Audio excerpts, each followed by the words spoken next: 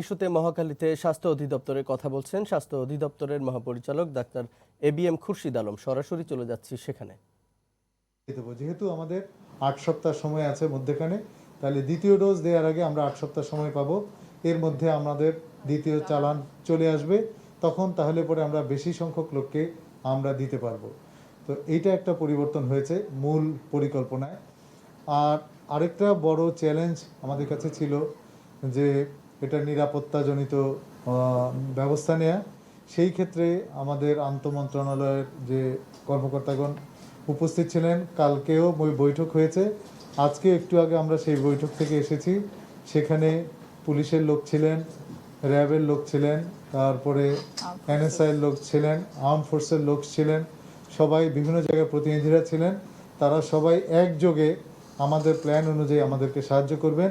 সেটা ঢাকা এয়ারপোর্ট থেকে দেশের প্রত্যন্ত অঞ্চলে পৌঁছানোর জন্য যেই সমস্ত নিরাপত্তা দরকার, সেই নিরাপত্তাটুকু তারা দেবেন। তো আপনারা জানেন যে আমাদের দেশে সবচেয়ে বড় সমস্যা যেটা আমরা ফিল করি, সেটা হচ্ছে যে আমরা চিন্তা করছি যে ভ্যাকসিন দেওয়ার সময় যে অতিরিক্ত জনসমাগম হবে, যে কৌতূহলী জনসমাগম, যারা দেখতে চান, বুঝতে চান, যেহেতু এই ব্যাপারটা অজানা এবং করোনা ভ্যাকসিনের মতন একটা বিষয়, সেখানে হয়তো অতিরিক্ত জনসমাগম হতে পারে। এই ব্যাপারে জনগণকে সচেতন করার দায়িত্ব, অতিরিক্ত ভিড় না জমানোর জন্য আহ্বান করার দায়িত্ব আমি আপনাদেরকে দিতে চাই এবং আপনাদেরকে অনুরোধ করতে চাই বিনীতভাবে, যেই ব্যাপারে আপনারা বিস্তারিত লিখবেন। যারা ভ্যাকসিনের জন্য উদ্দিষ্ট শুধুমাত্র তারাই যেন ইয়েতে যান, টিকা কেন্দ্রগুলোতে যান। তাহলে পরে এই অতিরিক্ত জনসমাগমের চাপ আমাদের সামলানো সম্ভব হবে। তা না হলে পরে আমাদের সমস্ত কার্যক্রম ব্যাহত হয়ে যেতে পারে। তো এ ব্যাপারে আমাদের দুটো প্ল্যান আছে। একটা হচ্ছে আমাদের অধিদপ্তর থেকে যে প্ল্যানটা, সেটা হচ্ছে টোটাল ডিপ্লয়মেন্ট প্ল্যান, যেটাকে আমরা বলেছি, সেটা আমাদের লাইন ডিরেক্টর সাহেব প্রেজেন্ট করবেন, সেটা আপনারা দেখবেন। আর দ্বিতীয় সেটা হচ্ছে যে আমাদের আইসিটি মন্ত্রণালয় এবং আমাদের এমআইএস এবং ঢাকার ডিসি অফিস মিলে একটা সফটওয়্যার তৈরি করেছেন যেটা রেজিস্ট্রেশনের জন্য। সেই সফটওয়্যারটা তারা দেখাবেন। আমি ঢাকার ডিসি মহোদয় এখানে আসার কথা ছিল, আমি জানি না উনি আসছেন কিনা, আমি অথবা তার প্রতিনিধি আসার কথা, হয়তো তারা এর মধ্যে এসে পৌঁছাবেন। তা আমি আর কথা না বাড়িয়ে আমি বরঞ্চ আমাদের উপস্থাপনায় যাই। আমি লাইন ডিরেক্টর শামসুল হক সাহেবকে অনুরোধ করি, আপনি ভ্যাকসিন বিষয়ক পরিকল্পনাটা ইন ব্রিফ তুলে ধরেন অল্প সময়ের মধ্যে, কারণ ওনাদের অনেক প্রশ্ন আছে। আমরা এখানে বেশি সময় নিলে এই প্রশ্নগুলো ওনারা করতে পারবেন না। তাহলে পরে এখন তো প্রশ্ন করার কথা না, তাই না? আমাদের প্রেজেন্টেশনটা দেখেন। যাদের মাস্ক সঠিকভাবে পরা নাই, নাক খোলা, সবাই সঠিকভাবে মাস্ক পরেন, যে যেখানে আছেন মাস্কটা সঠিকভাবে পরেন, কারণ আমরাও বলি, আপনারাও বলেন যে এটাই প্রাথমিক ভ্যাকসিন। তো লাইন ডিরেক্টর শামসুল হক সাহেবকে অনুরোধ করব, আপনি প্লিজ আপনার প্রেজেন্টেশনটা শুরু করুন ইন ব্রিফ এবং শর্ট।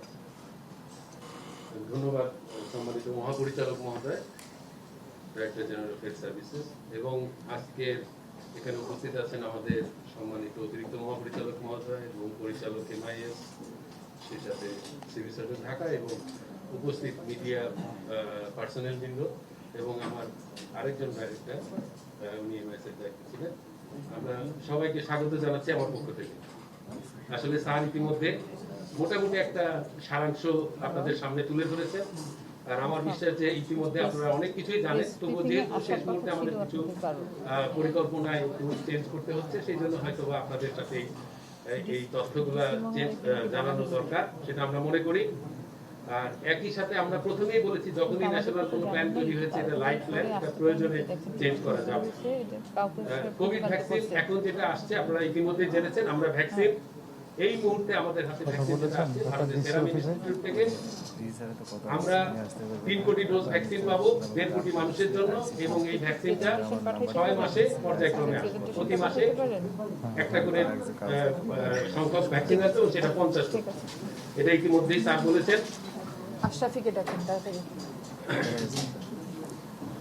স্যার বলে দিয়েছেন যে আমরা 8 সপ্তাহ ব্যবধানে এই ভ্যাকসিনটা প্রদান করা হবে, এবং এখানে বিশেষ কিছু গুরুত্বপূর্ণ পয়েন্টগুলো আছে, সেজন্য আমরা একটু প্রবাসী অদক্ষ শ্রমিকদের ভ্যাকসিন প্রদান করা হবে।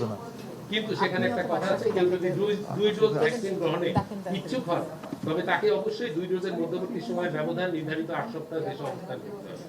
এক্ষেত্রে তাকে বৈধ কাগজপত্র যেমন পাসপোর্ট, ভিসা, ওয়ার্ক পারমিট ইত্যাদি দাখিল করতে আচ্ছা হবে। আপনারা না চুপে কথা কি? ওনাকে দেখা যাচ্ছে না। তো দেখা যাচ্ছে না, আমাকে দেখতে স্যার একটু দিকে সরে আপনি শব্দ শুনলেই হবে। আমার দিকে চলে আসেন আপনি। স্যার আর একটু আমাদের এখানে। হ্যাঁ সে আপনাকে দেখাবে না, আপনাকে টিভিতে দেখা যাবে। টিভিতে দেখা যাবে না তো? ও লাইভ চলছে। আচ্ছা, ধন্যবাদ। এছাড়া ভ্যাকসিন পরিবহন, সংরক্ষণ ও প্রদানের সময় যথাযথ নিরাপত্তা ব্যবস্থা নিশ্চিত করতে দেশের পুলিশ বাহিনী সর্বাত্মক সহায়তা প্রদান করবে। ভ্যাকসিন বিষয়ক সরকারি প্রচার প্রচারণা নিশ্চিত করতে তথ্য মন্ত্রণালয়কে সার্বিক দায়িত্ব পালন করবে এবং ডিজিটাল পদ্ধতিতে অনলাইন নিবন্ধন, ভ্যাকসিন কার্ড, সম্মতিপত্র, ভ্যাকসিন সনদ প্রদানে আইসিটি বিভাগ, তথ্য যোগাযোগ প্রযুক্তি অধিদপ্তর কর্তৃক সুরক্ষা ওয়েবসাইট প্রস্তুত করা হয়েছে। এটা নার্সেলে যে কথাগুলি স্যার বলেছেন সেটা আমি বললাম। আপনারা জানেন আমাদের ভ্যাকসিনের উৎস দুইটা, একটা ত্রিপক্ষীয় চুক্তি যেটা ইতিমধ্যে বাংলাদেশ সরকার, সেরাম ইনস্টিটিউট অফ ইন্ডিয়া এবং বেক্সিমকো ফার্মাসিউটিক্যালস লিমিটেড, এদের মধ্যে স্বাক্ষরিত ত্রিপক্ষীয় চুক্তি অনুযায়ী বাংলাদেশ অক্সফোর্ড অ্যাস্ট্রাজেনেকা উদ্ভাবিত কোভিড-19 ভ্যাকসিনের 3 কোটি বা তার অধিক ডোজ ক্রয়ের কাজ সম্পন্ন করেছে। পাঠিয়েছে আর কোভ্যাক্স ফ্যাসিলিটি হতে বিশ্বের 92টি দেশের মধ্যে বাংলাদেশ মোট জনসংখ্যার শতকরা 20% জনগোষ্ঠী তথা 3,40,00,000 মানুষের জন্য 6,80,00,000 ডোজ ভ্যাকসিন পাবে, এটা আমরা জানি। এই চুক্তিটা হয়েছে সেরাম ইনস্টিটিউট, চলে যান লাইফ আগে সায়েন্স যান। India, manufacturer, Beximco pharmaceuticals limited, distributor and Bangladesh সরকার প্রকিউরিং এন্টিটি। ভ্যাকসিন নিয়ন্ত্রণ পদ্ধতি যেটা ঔষধ প্রশাসন অধিদপ্তর WHO প্রি-কোয়ালিফিকেশন ছাড়াও USA, Germany, France, UK, Australia এবং জাপান প্রভৃতি দেশে স্ট্রিনজেন্ট রেগুলেটরি অথরিটি কর্তৃক অনুমোদিত ভ্যাকসিন দেশে ব্যবহারের ক্ষেত্রে অনুমতি দিয়ে থাকে। দেশে প্রদেয় অক্সফোর্ড অ্যাস্ট্রাজেনেকা উদ্ভাবিত কোভিড-19 ভ্যাকসিনটি ইতিমধ্যেই গত 30 ডিসেম্বর 2020 তারিখে ইউকে রেগুলেটরি অথরিটি কর্তৃক অনুমোদন লাভ করেছে। এরই পরিপ্রেক্ষিতে ঔষধ প্রশাসন অধিদপ্তরের public health emergency expert committee গত 7 জানুয়ারি 2021 তারিখে উক্ত ভ্যাকসিনটি ইমার্জেন্সি ইউজ অথরাইজেশন প্রদান করে।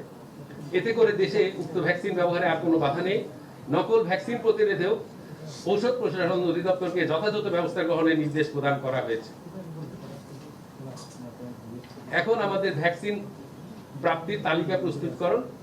বিশ্ব স্বাস্থ্য সংস্থা যেটা scientific advisory group of expert, যেটা সেজ, এর নির্দেশনা ও দেশের প্রেক্ষাপট বিবেচনা করেই করোনা ভাইরাসের ভ্যাকসিন প্রদানের অগ্রাধিকার নির্ধারণের কাজ আমরা সম্পন্ন করেছি। এখন আমরা চলে আসি, আমরা এই যে প্রথমে যে আমরা 50 লক্ষ মানুষকে ভ্যাকসিন দেবো, একটু আগেই স্যার বলেছেন যে প্রথম মাসে আমাদের 50 লক্ষকে দেওয়া হবে, পরের মাসে আবার নতুন 50 লক্ষকে দেওয়া হবে।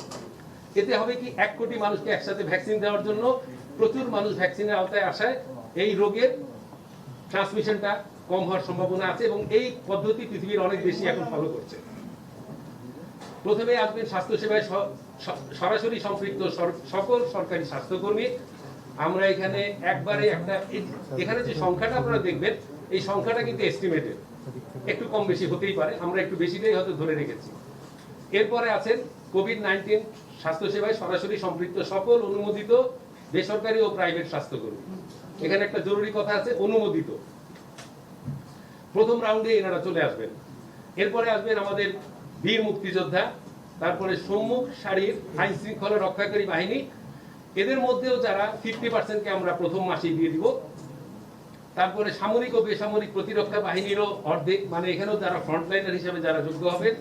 রাষ্ট্র পরিচালনায় অপরিহার্য কার্যালয়ের কর্মকর্তা কর্মচারী, যেমন আমাদের মন্ত্রণালয় আছে, সচিবালয় আছে, জুডিশিয়ারি পার্সনস আছে এবং আরো যারা প্রয়োজনীয় রাষ্ট্র পরিচালনায়, তাদের কথা ধরা হয়েছে এবং তাদেরও সেখানে ফ্রন্টলাইনার হিসেবে অর্ধেক আসবে। সম্মুখ সারির গণমাধ্যম কর্মী আপনাদেরকেই চিহ্নিত করা হয়েছে এবং সেখানেও আপনাদের ফ্রন্টলাইনার হিসেবে অর্ধেক আসবেন। নির্বাচিত জনপ্রতিনিধি, সিটি কর্পোরেশন ও পৌরসভার সম্মুখ সারির কর্মচারী, তারাও 50% আসবেন। ধর্মীয় প্রতিনিধিগণ আমাদের প্রথম মাসে আসবেন না, তাদেরকে পরের দ্বিতীয় রাউন্ডেই, মানে দ্বিতীয় মাসে চলে আসবেন।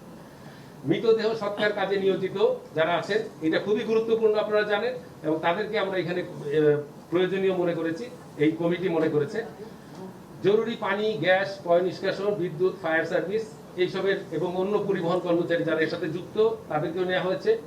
স্থল নৌ বিমানবন্দরে যেসব কর্মী আছে তাদেরও অর্ধেক। আর প্রবাসী অদক্ষ শ্রমিক, যেটা আমি প্রথমেই উল্লেখ করেছিলাম, আমরা তাদেরকে খুবই গুরুত্বপূর্ণ ব্যক্তি মনে করি, কারণ দেশের জন্য তারা রেমিটেন্স আর্ন করেন, কিন্তু তারা হয়তোবা ভবিষ্যতে অনেক দেশ যখন ভ্যাকসিন দিয়ে ফেলবে, তাদের ভ্যাকসিন ছাড়া হয়তোবা তাদের দেশে প্রবেশ নিষিদ্ধ হতে পারে। এই চিন্তা করেই আমরা এটাকে ধরে রেখেছি, এবং সেটা কিন্তু তাদের অনেক আগে থেকে আমাদের সাথে, কারণ 2 মাসের একটা গ্যাপ আছে। ব্যাংক কর্মকর্তা, তারপরে আসলে জেলা এবং উপজেলা সমূহে জরুরি জনসেবায় সম্পৃক্ত সরকারি কর্মচারী, ব্যাংক কর্মচারী যারা পরে দ্বিতীয় রাউন্ডে পাবেন। আর স্বল্প রোগ প্রতিরোধ, আমরা রোগ প্রতিরোধের এই বিষয়টা অনেকে আমরা মনে করি যাদের ইমিউনিটি কম তাদেরকে আমরা তালিকার মধ্যে, এখনো হিসাবটা আমাদের কাছে নাই, এই জন্য এস্টিমেটেড একটা হিসাব আমাদের কাছে আছে এবং আমরা চেষ্টা করছি তাদেরকে আমাদের এই আওতায় নিয়ে আসার জন্য। এরপরেই আমাদের যে হিসাবটা করা আছে, বয়স্ক জনগোষ্ঠী 80 বছরের উপরে।